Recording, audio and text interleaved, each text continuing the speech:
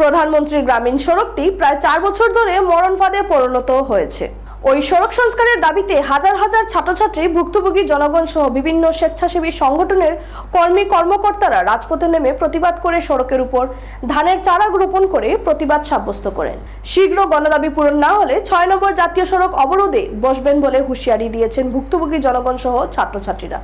15,000 জনগণের 6 নম্বর জাতীয় সড়কের সঙ্গে সংযোগ রক্ষাকারী ওই সড়ক বিভিন্ন শিক্ষা প্রতিষ্ঠান, প্রাইমারি থেকে শুরু করে কলেজ পর্যন্ত 5,000 ছাত্রছাত্রীদের যাতায়াতের একমাত্র ভরসা ওই গ্রামীণ সড়কটি হলেও দীর্ঘ বছর ধরে মরণ ফাঁদে পরিণত হওয়ার সংস্কারের দাবি জানিয়ে লাগাতার মৌখিক ও লিখিত নিবেদন করে আসার সত্ত্বেও কোনো পক্ষই বিন্দুমাত্র গুরুত্ব না দেওয়ায় পরিপ্রেক্ষিতে মঙ্গলবার সকাল 8:30টা থেকে স্থানীয় জনগণ সহ বিভিন্ন স্কুল কলেজের ছাত্রছাত্রীরা সড়কে ধানের চারা রোপণ করে প্রতিবাদ জানায় এবং সড়ক সংস্কার না হলে পরবর্তীতে গণতান্ত্রিক পদ্ধতিতে বৃহৎ আকারে আন্দোলন গড়ে তোলা হবে বলে হুঁশিয়ারি দিয়েছেন তারা।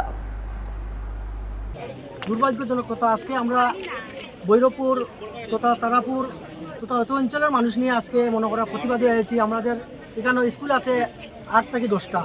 তো এই স্কুলের সে একমাত্র রাস্তা হইল এই রাস্তা। তো এই রাস্তা দিয়ে মনে করো আমরা 10-12 হাজার ছাত্র চলাচল করে, 10-12টা গ্রাম আছে।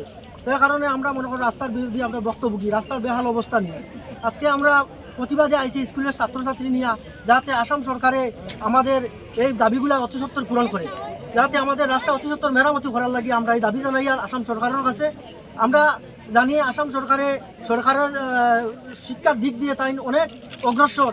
তার কারণে গিয়ে আমরা মনে করো আজকে স্টুডেন্ট ছাত্র নিয়ে আমরা মনে করো এই প্রতিবাদ করতে বাধ্য হয়েছি। জেলা শাসকের কাছে একটা মেমোরান্ডাম দিয়েছি, আমাদের কাটিগড়ার বিধায়কের কাছে একটা দিয়েছি, আর কাটিগড়া সার্কেল অফিসারকে একটা দিয়েছি, আর ভিডব্লিউ অফিসকে একটা আমরা দিয়েছি মেমোরান্ডাম। আজকে এই মেমোরান্ডাম আমরা দেওয়া সত্ত্বেও যদিও আমরা এই মেমোরান্ডামের পরবর্তী কোনো রেসপন্স পাই না, পরবর্তী পদক্ষেপ আমরা বৃহত্তরভাবে পদক্ষেপ নেব আমরা। আমার নাম আরিশনাথ, আই রিডিং ক্লাস 4। আমার স্কুলের নাম দেওয়া কল্যাণ একাডেমি। আমি রাস্তার কারণে স্কুলে লেট আসি, আমি আসতে পারি না স্কুলে। তাই আমি সিএম সাহেবের কাছে অনুরোধ করি, আমাদের রাস্তাকে ঠিক করতে ঠিক করার লাগে অনুরোধ করি।